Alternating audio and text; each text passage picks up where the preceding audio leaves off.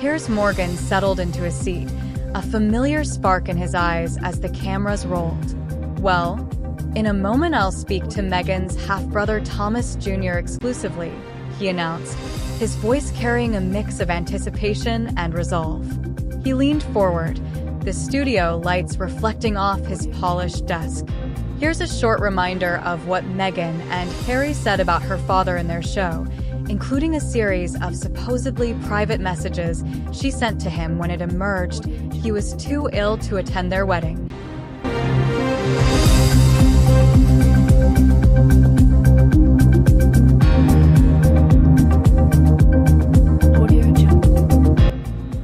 Welcome to iStudio. Joining me now is Meghan's half-brother, Thomas Jr. Thomas. Thank you for joining me. First of all, how is your father, Thomas Sr.? Thomas Jr. smiled, though a hint of weariness lingered in his eyes. "Oh, hey guys, it's good to be here. Dad is doing very well, making a lot of progress. He's in good spirits. Sometimes he doesn't feel that comfortable to actually make a live appearance, but he's doing very well." Piers nodded, his brow furrowed in concern. "You're there caring for him. He had a massive stroke, and I think at one stage, for quite a while, he lost the power of his speech. Has that returned now? Is he able to communicate with you?" Thomas Jr. sighed, a mixture of relief and lingering concern in his voice. "Yeah, his speech is definitely coming back. We're making a lot of progress with his speech therapy. For the most part, it's pretty normal. It just goes off after a few moments but comes back. So he's doing very well. I'm just very happy that I could be here every day for him since this happened." Let's begin with this clips of Meghan's heartfelt pleas. Paps and journalists and media were following him all day, every day. The unraveling happened that week when he wouldn't pick up my call. And instead you're talking to TMZ. He had a heart attack 6 days ago. Which is crazy. Calling. This is not him saying, "Oh, I don't want to be there." No, I get it. And the world is watching this drama play out. Of course, it's incredibly sad what happened. She had a father before this, and now she doesn't have a father. The conversation shifted, and Piers leaned in, his tone more direct. "Were you both watching the first half of this series today?" Thomas Jr. chuckled lightly, shaking his head. "Let's see. I think he was. He wasn't able to join us, though. I mean, he really wanted to be here. I was watching it, and I'm just glad I had my Studio Magic tear pen with me, so I could have a tear come out of my left eye while I was watching it." Piers couldn't help but smile at the remark. "I mean, that moment when Prince Harry, who has never met your father, says that Meghan has no father. What did you think of that?" Thomas Jr.'s expression darkened. "I think it's horrible. The documentary is so far off on so many different levels. It's just really disturbing. Saying that she doesn't have a family and she doesn't have a father, and then Harry saying that she has no father now, that's just ridiculous." Piers nodded in agreement, his voice steady. "Yeah, it's incredibly hurtful. I also have always had sympathy with your father because I felt that he was thrown to the wolves with no experience of dealing with this kind of intense media attention. He tried to do the right thing. He came unstuck, and they just disowned him. Has she made any attempt to contact your father since he had his stroke?" Thomas Jr.'s response was immediate, his frustration palpable. "None whatsoever. And you know, I totally agree with you on the fact that none of us were ever coached or given any help with the paparazzi or press since the very beginning, which has caused a lot of problems. Nobody reached out.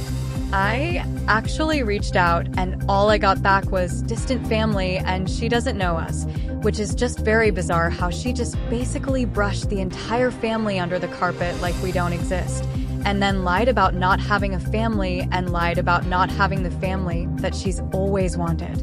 We've always been here. The documentary's way off. I mean, that's what's actually prompted me to work with my own production team. We're going to have our side of a documentary that's going to shed a lot of light." Piers leaned back, a contemplative look on his face. Well, I don't blame you. I mean, if this were one of my family doing this to my family, I'd want to do the same thing and set the record straight.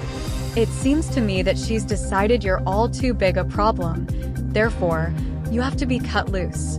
And I gotta be honest, I knew Meghan for a bit before she met Harry. She did exactly the same to me. Bam, you know, done. She did that to many people that she knew, that she'd either worked with or was friends with or whatever.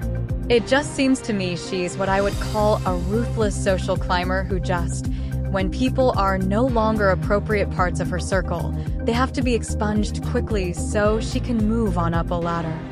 Thomas Jr. nodded vigorously, his agreement clear. Absolutely. And I think a lot of greed plays into that fact also. I mean, the amount of unprecedented files, photos, videos, and documentation that we're going to be including in our documentary, it's going to tell a whole different story. I think the general public in the UK and America knows now that the Markles aren't bad people. We're just like a normal family, like everybody else. We do exist.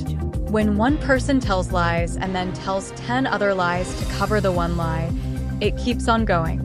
You end up looking ridiculous. Piers leaned forward, his voice dropping to a more serious tone. There's a staggering moment, Thomas, where Ashley, who is, I think, your niece, Samantha's daughter, befriended Meghan and was going to go to the wedding. Then Meghan is apparently advised by some flunky at the palace that it wouldn't be a good idea because Samantha's not invited. So, this is what Ashley had to say. I think I said I was hurt on some level, but I understood where it was coming from. To know that it was because of my biological mother that this relationship that's so important to me was impacted in that way.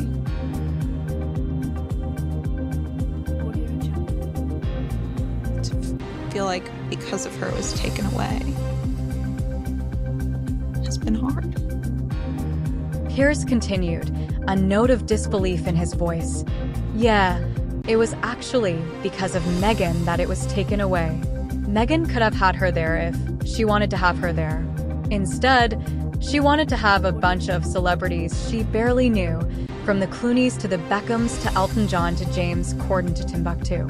I mean, it looked like anyone she'd met on the party circuit in the previous 2 years got the invite, but a lot of Harry's friends weren't there, and nor was this niece who she makes a big thing in the documentary saying they were so close. Thomas Jr.'s frustration was evident. Yeah, well, there you have it. One lie turns into 20 other lies. She didn't have a family, so therefore nobody was invited. I mean, who doesn't invite their family to a wedding, especially a royal wedding? And it's not like anybody in my family asked her for one nickel or anything ever. We were all actually happy for her when all this happened, but the slow turn of events showed the true colors of this woman. Piers leaned back, a thoughtful look on his face. When you finish watching today, these first 3 episodes, what was your kind of overview about what's happened to Meghan? And indeed, what do you think of Harry? Thomas Jr. sighed, a mixture of disbelief and frustration in his voice.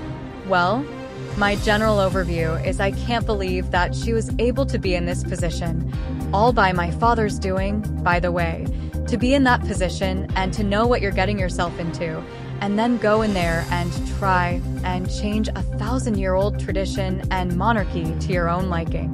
Who does that? It's still a big question. My father and we talk about it quite a bit. I mean, how could you even consider doing that? Everything every woman in their life could ever dream of, you had, and you had to go and make waves and accusations and be difficult and overall, you know, taking Harry away from his family. Piers nodded solemnly. Right. I'm afraid I think you've completely described it. Like I said, Thomas, I gotta leave it there. Thank you very much indeed for joining me. Please send your father my best, won't you? Because I've been concerned about him. I'm glad to hear he's on the mend. It's obviously been a scary time for you and the family. Please send him my very best." Thomas Jr. smiled, the gratitude clear in his voice. "Absolutely will do. Thank you so much for having me." Let's hear your thoughts in the comment section. Remember to click the subscribe button and enable the bell icon, as well as share and like the video for more in-depth stories like this. Thank you for watching. See you in our next video.